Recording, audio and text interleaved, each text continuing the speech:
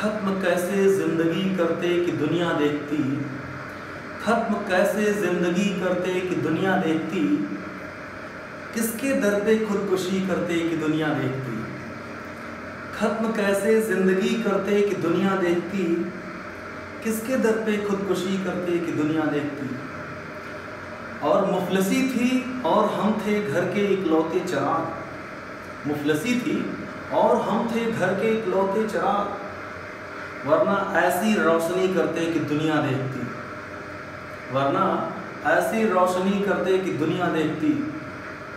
सर्द महरी आपकी रिश्ते में हायल हो गई, सर्द महरी आपकी रिश्ते में हायल हो गई, सर्द महरी आपकी रिश्ते में हायल हो गई, वरना हम वो आशिकी करते कि दुनिया देखती, वरना हम वो आशिकी करते कि दुनिया देखती।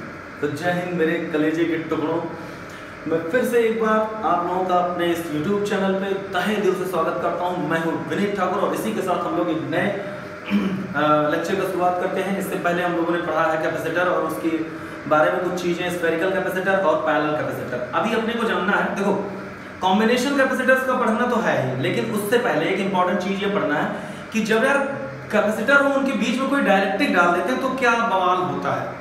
हमको बहुत ज़्यादा नहीं जानना, हम लोग 11th-12th का नहीं पढ़ रहे हैं। और सबसे इंपॉर्टेंट बात 11th-12th में जो चीज़ें होती है बहुत लॉन्ग फॉर्म में होती है, वो सब 11th-12th का जब वीडियोस बनेगा तब उसमें आएगा। अभी अपने को बहुत दिल लगी से बस खाली एयरफोर्स के बारे में पढ़ना है, क्योंकि अपने को एयरफोर्स में जाना है। लॉकडाउन के बाद जैसे एग्जाम होता है तुरंत एयरफोर्स बन जाना है, मतलब तुमको एयरमैन बन जाना है, मेरे कहने का मतलब ये हर हालत में, ठीक है। तो अपने को ध्यान में ये रखना कि यार अभी तक की जो बातें थी वो ये थी कि अगर चार्ज था क्यू और माइनस क्यू चार्ज था और इस पर प्लस सिग्मा और इस पर माइनस सिग्मा चार्ज डेंसिटी था, इसका एरिया था ए और इसके बीच का डिस्टेंस था डी, तब हमने कैपेसिटेंस अभी जस्ट निकाला था कि आया था सी की वैल्यू आता है epsilon naught A by D, ये था। कोई बात नहीं, ठीक, इतना तो अच्छे समझ में आएगा। दूसरी बात ये है यार ना, बहुत प्यार से, कोई दिक्कत नहीं, normal, take it easy, okay baby.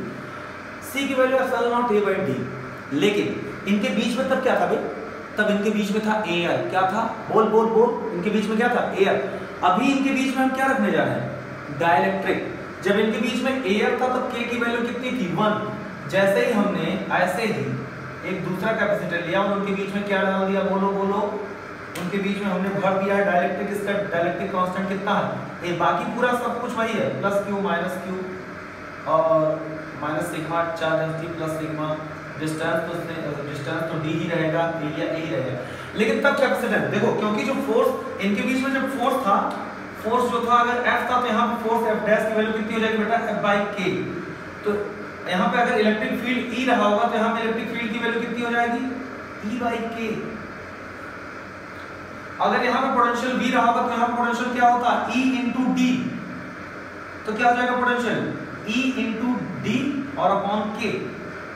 V dash की वैल्यू कितनी हो जाएगी, पोटेंशियल E इंटू डी होता, तो यहाँ पे V डैश, ये E डैश, V डैश की वैल्यू E डी बाई के।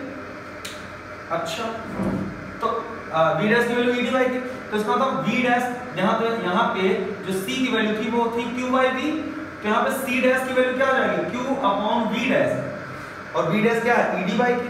तो जैसे ही रखोगे C डैश की value Q upon E D और बाई के, तो क्या चला जाएगा ऊपर, सारी चीजें काटने पीटने, E की वैल्यू फटाक कर रखोगे, C डैश की वैल्यू हो जाएगी Q अपॉन K, और E की वैल्यू क्या होता है, Q by A into D. Q से Q मर गया, ये चला गया ऊपर, epsilon not, sorry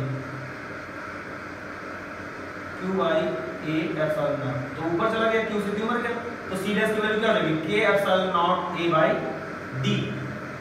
oh my God, ये देखो क्या हो गया, मतलब फाइनली C की जो वैल्यू आ गई वो आ गई है K into epsilon not A by D। ये हो गया बाबा, मतलब कि जैसे ही कैपेसिटर के बीच में कोई डाइलेक्ट्रिक चीज रखते हो, जैसे ही कैपेसिटर के बीच में कोई डाइलेक्ट्रिक चीज रख देते हो, डाइलेक्ट्रिक मतलब इंसुलेटर होता है, वो लकड़ी भी हो सकता है, पानी भी हो सकता है।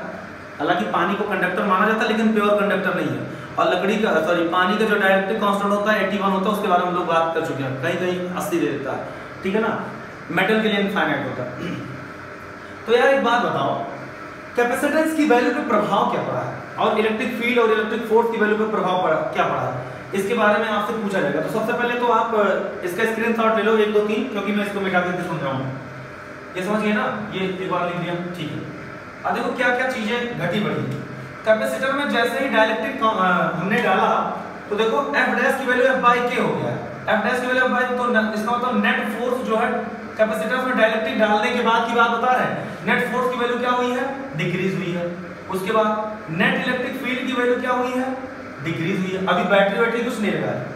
अच्छा, नेट पोटेंशियल की वैल्यू क्या होगी, पोटेंशियल की वैल्यू क्या होगी, ED/K, पोटेंशियल से ED/K, तो नेट पोटेंशियल की वैल्यू भी क्या हुई है, डिक्रीज हुई। लेकिन नेट कैपेसिटेंस की वैल्यू क्या हुई है, नेट कैपेसिटेंस की वैल्यू क्या हुई है, इंक्रीज हुई है। क्यों? क्योंकि कैपेसिटेंस, जब कैपेसिटर के अंदर कोई भी डाइलेक्ट्रिक डालोगे तो K की वैल्यू तो ग्रेटर देन 1 होता है ना। एयर के लिए K की वैल्यू 1.0003 होता है, वैक्यूम के लिए 1 होता है। तो एयर और वैक्यूम दोनों को हम अबाउट नियर 1 ले लेते हैं। लेकिन जैसे ही कोई और मीडियम लेते हो तो उन दोनों के बीच में जैसे ही कोई डाइलेक्ट्रिक सब्सटेंस आ जाता है, कोई इंसुलेटर आ जाता है, तो उसका डाइलेक्ट्रिक कांस्टेंट क्योंकि 1 से ज्यादा होता है, तो 1 से ज्यादा होगा किसी भी नंबर में। अगर 1 से ज्यादा बड़े नंबर का मल्टीप्लाई करोगे तो जाहिर सी बात है वो बढ़ जाएगा, ठीक है। तो जाहिर सी बात है कि कैपेसिटेंस की वैल्यू क्या होगी, बढ़ जाएगी। अगर आपसे कोई पूछता है कि बबुआ कि अगर कोई पैरेलल प्लेट कैपेसिटर और उसके बीच में कोई डाइलेक्ट्रिक इंसर्ट करवाया जा रहा है, कोई परावैद्युत जो है प्रवेश करवाया जा रहा है जिसका परावैद्युतांक K है, डाइलेक्ट्रिक कांस्टेंट K है, तो एक बात बता दो कि क्या उसका कैपेसिटेंस बढ़ जाएगा या घट जाएगा, तो कैपेसिटेंस की वैल्यू क्या हो जाएगी, बढ़ जाएगी। कैपेसिटेंस की वैल्यू क्या हो जाएगी, बढ़ जाएगी। इस बात को ध्यान में रखिए और फटाक से इसका एक स्क्रीनशॉट लीजिए। उनके बीच में लगने वाला फोर्स घटेगा, इलेक्ट्रिक फील्ड घटेगा, पोटेंशियल घटेगा, लेकिन कैपेसिटेंस क्या होगा, बढ़ेगा। लिख लो फटाफट। अभी इसके बारे में और भी बातें करनी है, चर्चाएं करनी है, लेकिन उसको हम बाद में करेंगे। अब हम लोग पढ़ने वाले हैं कैपेसिटेंस का क्या, सीरीज और पैरेलल। 7 मिनट का वीडियो हो चुका है, बस अब मिटा रहे हैं। तो ये हो गया।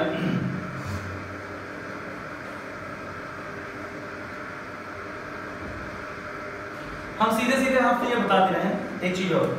अगर कोई कैपेसिटर है जिसका प्लस सिग्मा और ये माइनस सिग्मा, एरिया A है और बीच का डिस्टेंस D है, और उनके बीच में यार आपने भर दिया है डाइलेक्ट्रिक, लेकिन डाइलेक्ट्रिक का जो मोटाई है वो टोटल नहीं है, वो T मोटाई है। डाइलेक्ट्रिक T मोटाई T है और उसका कांस्टेंट K है और टोटल D।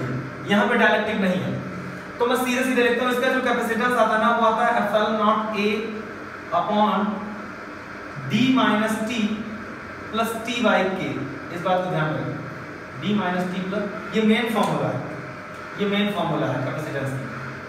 C की वैल्यू, पहले कैपेसिटेंस क्या था, पहले कैपेसिटर ये C डैश मान लो, पहले कैपेसिटेंस कितना था, C की वैल्यू था ε0A/D। ये बाद में कैपेसिटेंस कितना हो गया, ε0A/D - T + T/K। अब मेरी बात ध्यान सुनना, पहला पॉइंट, अगर D की वैल्यू T के बराबर हो, D की वैल्यू T के बराबर हो, मतलब ये वाली मोटाई जो वो D के बराबर, मतलब पूरा भरा हो, टोटली फिल्ड हो, टोटली फिल्ड। अगर पूरा भरा हो तो D बराबर T रखो, देखो D बराबर T रखते यहाँ D आ जाएगा, ये D से D खत्म और ये चला जाएगा ऊपर, तो C डैश की वैल्यू कितना हो जाएगा, K ε0A/D, C डैश की वैल्यू आ गई, ठीक है। इसका मतलब ये है C डैश की वैल्यू K इनटू ε0A/D की वैल्यू किसके बराबर, C, K से, तो K की वैल्यू किसके बराबर, C dash upon C, C dash upon C। अच्छा, दूसरी बात यह है कि K ε0A/D, इससे पहले की बात हम करते हैं। इलेक्ट्रिक फील्ड की वैल्यू कितनी थी, इलेक्ट्रिक फील्ड की वैल्यू थी σ/ε0। E डैश की वैल्यू क्या आ जाएगी,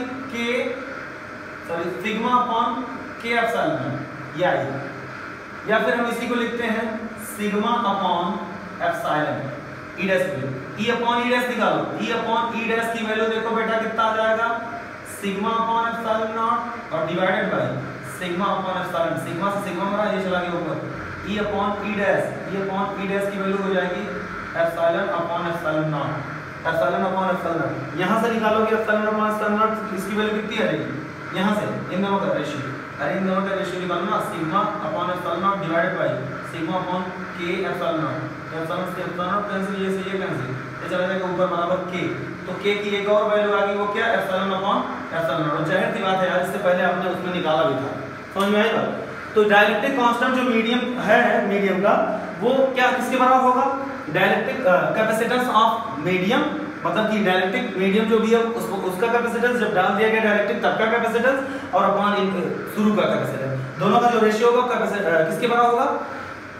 डाइलेक्ट्रिक कांस्टेंट के। या फिर आपसे यह कहा जा सकता है कि एप्सिलॉन और एप्सिलॉन नॉट का हो जाएगा रेशियो, ठीक है ना। तो इस तरीके से 2-3 तरीके का फॉर्मूला आपको मिलता है। अच्छा, यहाँ पे हम और बात कर ले रहे हैं, अगर d की वैल्यू t से छोड़े, जब t की वैल्यू, ये तो फॉर्मूला हो गया जब t की वैल्यू लेस देन d है, और जब t की वैल्यू d के बराबर, तो ये वाला फॉर्मूला जो इससे जस्ट पहले हम लोगों ने सीखा। तो ये हो गया जब किसी कैपेसिटर के अंदर डाइलेक्ट्रिक डालते हैं। अभी और भी क्वेश्चंस हैं कि मतलब कि 2-3 टाइप के डाइलेक्ट्रिक डाल दिए गए, जब K1 और K2 होता है तो उसका पैरेलल और सीरीज में कैसे करते हैं, लेकिन उसके बारे में हम तब जानेंगे जब हम पैरेलल और सीरीज पढ़ लेंगे। हालांकि तुम्हारे में इतना ज्यादा आता भी नहीं, बस आपको इतना बताने के लिए हमने किया था कि जब ये डाइलेक्ट्रिक की वैल्यू, जब इसकी मोटाई इसके d मोटाई से कम होती है, तब c डैश की value epsilon not a upon d minus t plus t by k होता है। और जिस समय d की वैल्यू t के बराबर हम कर देते हैं, मेरी बात ध्यान सुन लेना, अगर d की वैल्यू t के बराबर कर देते हो तो वही पहले वाला फॉर्मूला आपके सामने आ गया, c डैश की value k epsilon not a by d हो गया। यहां से c डैश की वैल्यू kc है, k की value c dash upon c है। मतलब कि जो डाइलेक्ट्रिक कांस्टेंट है उसकी वैल्यू है बाद में, मतलब डाइलेक्ट्रिक डालने के बाद जो कैपेसिटेंस आया है और डाइलेक्ट्रिक डालने के पहले जो कैपेसिटेंस था, दोनों का रेशियो डाइलेक्ट्रिक कांस्टेंट के बराबर है, ठीक है। और ऐसे यहां से E की value sigma by epsilon not आता है, और जैसे आपने E डैश ले लिया तो sigma upon K epsilon not हो गया, क्योंकि E बाय K हो जाता है ना, दोनों का रेशियो निकालोगे तो K की value epsilon upon epsilon not आता है। तो दोनों को फटाफट लिख लो। उसके बाद फिर हम लोग पढ़ने वाले हैं एक दूसरा टॉपिक, मिटा रहे हैं 1 2 3। तो पहले तो किसी सर्किट में कैपेसिटर काम कैसे करता है तो उसके बारे में बात कर लेते हैं आपसे। कैपेसिटर का जो साइन होता है, पैरेलल प्लेट कैपेसिटर का साइन ऐसे होता है, ये कैपेसिटर होता है जिसको C कहते हैं। अगर किसी सर्किट में कैपेसिटर लगा हुआ तो उसमें चार्ज फ्लो होता है, ना कि अगर किसी सर्किट में कैपेसिटर लगा हुआ बेटा ना तो उसमें चार्ज फ्लो होता है। अगर मान लो इस बैटरी का पोटेंशियल V है, जब प्लस माइनस, यहाँ से क्या फ्लो होगा? चार्ज, एक करंट नहीं होता, ये C है। तो चार्ज फ्लो होता है, Q की वैल्यू किसके बराबर होता है? Q की वैल्यू होता है CV, इस बात को ध्यान रखना। या C की वैल्यू किसके बराबर होता है? Q बाई V, ये नॉर्मली। अगर यहाँ पे बैटरी जो है वो 10 वोल्ट की, मेरी बात ध्यान सुनना, बैटरी 10 वोल्ट की है और जो कैपेसिटेंस है वो मान लो 5 माइक्रोफैरेड, 5 माइक्रोफैरेड, तो बताओ कितना चार्ज फ्लो हो रहा होगा? तो Q की वैल्यू किसके बराबर हो जाएगा? C into V। C की value 5 microfarad, 5 microfarad into 10 volt, तो सीधे सीधे Q की वैल्यू कितना आ जाएगा? 50 माइक्रोकूलम। चार्ज की वैल्यू कितना आ जाएगा? 50 माइक्रोकूलम। ये इसका साइन है संधारित्र का, कैपेसिटर का। अब इसको हम मिटाते हैं, थोड़ा सा और अच्छा काम करते हैं, मिटा। लेकिन अगर यार एक ही सर्किट में एक से ज्यादा कैपेसिटर आ जाए तो उनका हम संयोजन, जिसको कहते हैं कॉम्बिनेशन, निकालना पड़ता है फिर हमको।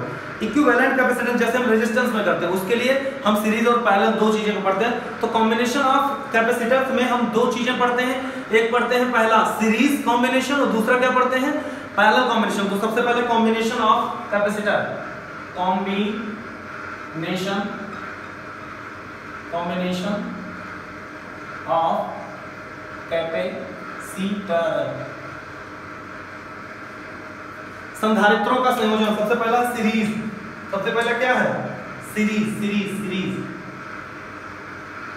मतलब क्या? श्रेणी क्रम। तो श्रेणी क्रम में फटाक से हम यहाँ से आपको समझाने की कोशिश करेंगे कि बेटा अगर मान लो, तो बहुत कायदे समझते जाना, तभी मजा आएगा। एक कैपेसिटर है C1, ये C2 और ये C3 और ये बैटरी है B। यहाँ से चार्ज आएगा Q और Q यहाँ से निकल होता है। यहाँ पे पोटेंशियल V1 होगा और ये V2 होगा, ये V3 होगा। जाहिर सी बात है, अगर सीरीज है तो सीरीज में चार्ज तो सेम होगा लेकिन पोटेंशियल सबका क्या होगा? अलग अलग होगा। फटाफट यहाँ से करना पड़ेगा, नहीं तो बहुत लेट हो जाएगा। मेरी बात को ध्यान सुनना। अब हम लोग वही वाला रूल लगाएंगे। ये चार्ज होगा Q की वैल्यू C1 अपॉन C1, यहाँ पे पोटेंशियल V1, यहाँ पे पोटेंशियल V2। हमने कहा कि एक सर्किट है जिसमें 3 संधारित्र लगे हुए, 3 कैपेसिटर लगे हुए। अगर इन तीनों का एक इक्विवेलेंट सर्किट बनाओ, इन तीनों का एक इक्विवेलेंट सर्किट मतलब अपने पास एक ऐसा संधारित्र है जो अकेले इन तीनों के बराबर चार्ज कंजर्व कर पा रहा है, तो वो C इक्विवेलेंट की वैल्यू कितनी हो जाएगी? मान लो C इक्विवेलेंट वो उतना ही चार्ज, मान लो कि इसने 10 कूलम, इसने 5 कूलम, इसने 10 कूलम, टोटल 25 कूलम चार्ज ये लोग कंजर्व कर रहे हैं और ये अकेले 25 कूलम कर रहा है। तो इसका मतलब इन तीनों के बराबर है, इक्विवेलेंट है। उसकी वैल्यू हम निकाल लेते हैं, चार्ज क्यों फ्लो हो रहा है। तो बताओ यहाँ से Q की वैल्यू किसके बराबर, Q की वैल्यू हो जाएगी C इक्विवेलेंट इनटू V। तो C इक्विवेलेंट की वैल्यू किसके बराबर, Q की value C equivalent into V। बस इतना ध्यान रखना। यहाँ से देखो, यहाँ से Q की वैल्यू किसके बराबर हो जाएगा, यहाँ से Q की वैल्यू हो जाएगा C1 इनटू V1 बराबर C2 इनटू V2, क्योंकि चार्ज तो सब में सेम ही है ना, यहाँ भी चार्ज Q, यहाँ भी चार्ज Q, यहाँ भी चार्ज Q। अगर पाइप से पानी जा रहा होता है, ध्यान से देखो, तो पाइप दूसरी जगह तो बटा नहीं, तो जाने के बाद तो टोटल पानी कहाँ से जाएगा, वहीं से ऊपर जाएगा। तो C1 into V1 equals to C2 into V2 equals to C3 into V3। दिख रहा है ना ध्यान से। अच्छा, तो यहाँ से बताओ V1 की वैल्यू किसके बराबर हो जाएगा, V1 की वैल्यू हो जाएगा Q अपॉन C1, V2 की वैल्यू हो जाएगा Q अपॉन C2 और V3 की वैल्यू हो जाएगा Q अपॉन C3। V3 की वैल्यू किसके बराबर, Q अपॉन C3। सीधी से अब आपको एक चीज पता है, दिख रहा होगा कि यार जो टोटल पोटेंशियल है V, वो कितने पार्ट में बटा है, V1 V2 V3।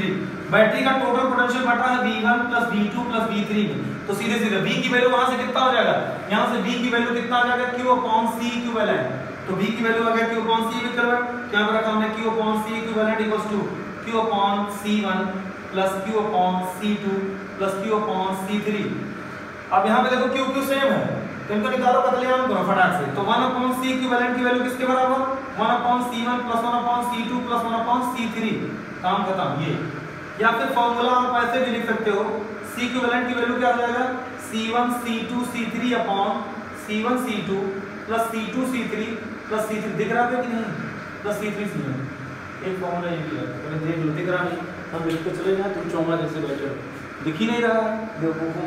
अच्छा, लेकिन हम लोग बोल भी नहीं सकते, मेरे बिना मतलब डांटे चले जा रहे हैं, नहीं बेटा कोई बात नहीं बोल सकते, तो मैं यहाँ पे लिख सकता हूँ C इक्विवेलेंट की वैल्यू हो जाएगा, ये B बैठती है, C1 C2 C3 divided by C1 C2 और C2 C3। पढ़ने में मन नहीं लग रहा, क्या करोगे, जया सुषमा निर्मा सबके पीछे पगलाए रहोगे तो जिंदगी में पढ़ कहाँ पाओगे बेटा। तो ये C इक्विवेलेंट की वैल्यू आ गई। अगर जानते हो दो ही कैपेसिटर होते, अगर दो ही कैपेसिटर होते तो जानते हो C इक्विवेलेंट की वैल्यू क्या थी, C इक्विवेलेंट क्या थी, C1 C2 upon C1 plus C2। दो कैपेसिटर के लिए वैल्यू कितनी आती, C1 C2 upon C1 plus C2। अच्छा, दूसरी बात ये है, इसको एक बार नोट कर लो फटाक से, क्योंकि मैं वो आगे वाला मिटाना चाह रहा हूँ। 1 2 3 वो इधर वाला, ये वाला नोट कर रहा है, तो मिटा रहा हूँ, मिटाना है, ठीक है। तो मैं फटाफट यहाँ पे कुछ चीजें लिख रहा हूँ, तब तक तुम लोग ये वाला नोट करो, मैं फटाक से लिख रहा हूँ, उसके बाद अब एक कर बताता हूँ।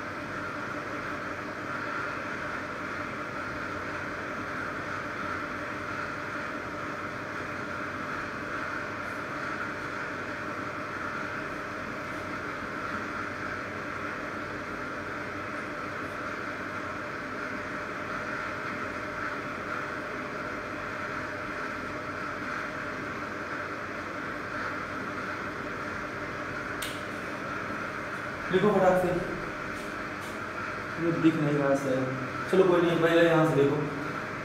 अगर तीन कैपेसिटर था तो C1 C2 C3 upon C1 C2 plus C2 C3 plus C3 C1, ये तो आराम से समझ में आ गया, सबको कोई दिक्कत नहीं।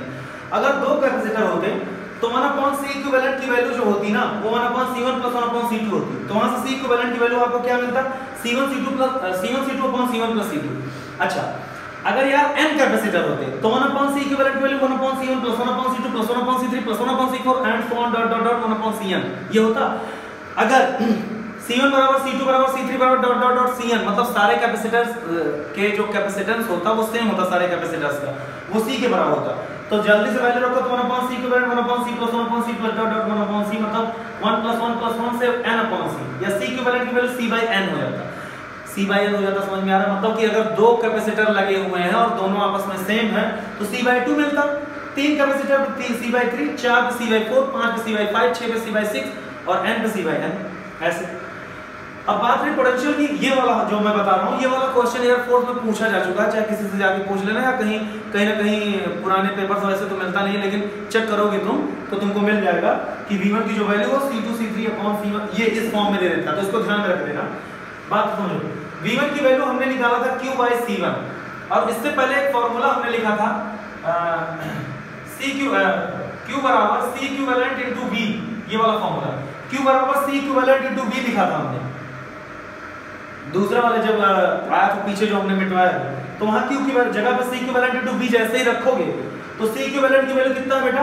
c1 c2 c3/c1 c2 + c2 c3 + c3 c1 ये उठा के रख दो।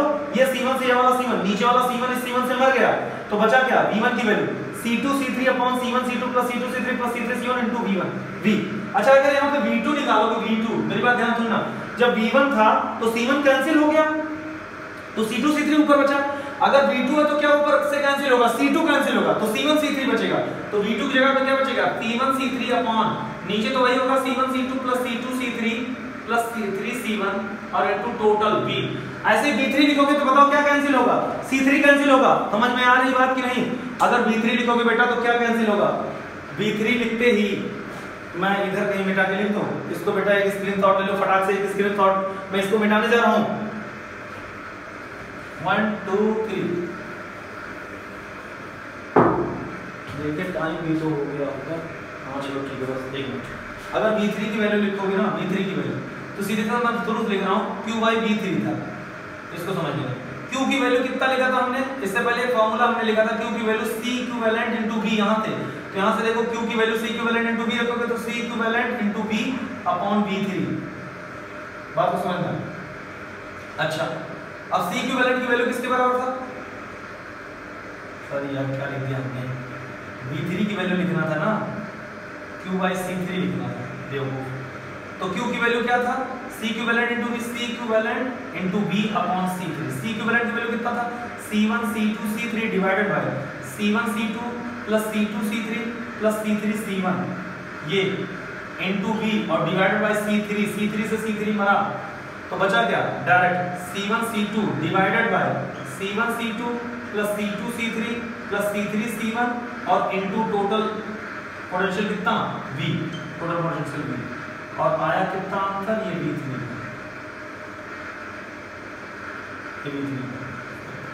ऐसे ही v1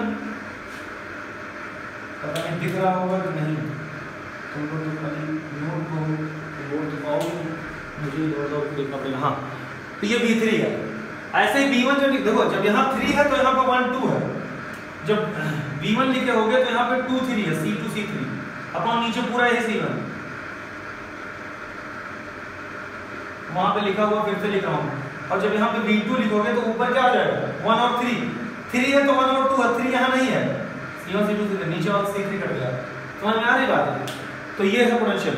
ऐसे ही अगर दो कैपेसिटर के लिए पोटेंशियल निकालोगे ना तो वो अलग तरीके से आएगा, लेकिन वीडियो बहुत लंबा हो रहा है तो बस आज के लिए इतना ही बेटा। फिर से मैं यही कहूँगा कि आप वीडियो को लाइक करो, शेयर करो, चैनल को सब्सक्राइब करो, लाल वाली जो घंटी बगल में आती है बल्कि उसको भी बजाओ, उस पर ऑल नोटिफिकेशंस जो अलाउ किया जाता है वो कर लो। इंस्टाग्राम, फेसबुक और हर जगह पे फैला दो।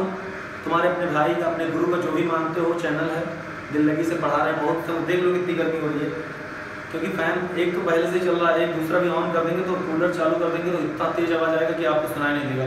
और लॉकडाउन की वजह से माइक तो ले नहीं पाए, आपको बार बार मैं बता रहा हूँ, ठीक है। बहुत मेहनत लगता है वीडियो बनाने में आप, तो प्लीज़ शेयर करो, सब्सक्राइब करो, चैनल को लाइक करो और कमेंट करो खूब बढ़िया बढ़िया सा प्यारा प्यारा, ठीक है। Okay, love you all, take care. और हाँ, खूब अच्छे से पढ़ाई करो दिल लगा के। माँ कसम अगर दिल लगा के पढ़ोगे तो वास्तव में एक दिन सफलता जरूर मिलेगी, कोई माँ का लाल रोक नहीं पाएगा, ठीक है। जय हिंद।